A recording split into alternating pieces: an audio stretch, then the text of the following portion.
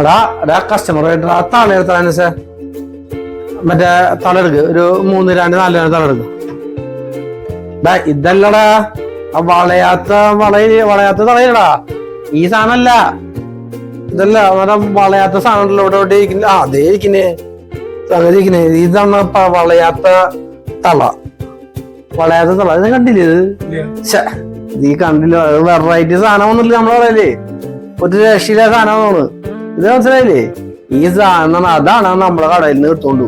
ഇത് 6 ഗ്രാം ഉണ്ട് സാധനം ഈ 6 ഗ്രാം തന്നെ കൊണ്ടുപോയി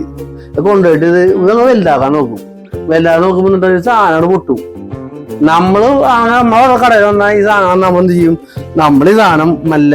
മല്ലന സ്ലോലി ചെയ്ത് സാധനം ഇട്ടുകൊടുക്കും വെച്ചു ഈ സംഗതി വളയില്ലടാ ഈ സാധനം ഓൾറെഡി വളഞ്ഞ സാധനേ ഓൾറെഡി വളഞ്ഞ തള 3 ഗ്രാം തൊട്ടാണ് നാശാവില്ല സാധനം അതിങ്ങനെ പിടിച്ച് അമ്മത്തി ഞാൻ എന്റെ ശക്തി എടുത്തു ജിമ്മിനോട് ഭയങ്കര ശക്തിയാണേ അത് നോക്കിട്ടല്ലേ ഈ സാധനം എടുത്തു എന്നിട്ട് സാധനം വളഞ്ഞില്ല അല്ല ഇതാണ് വെറൈറ്റി സാധനം പുതിയ സാധന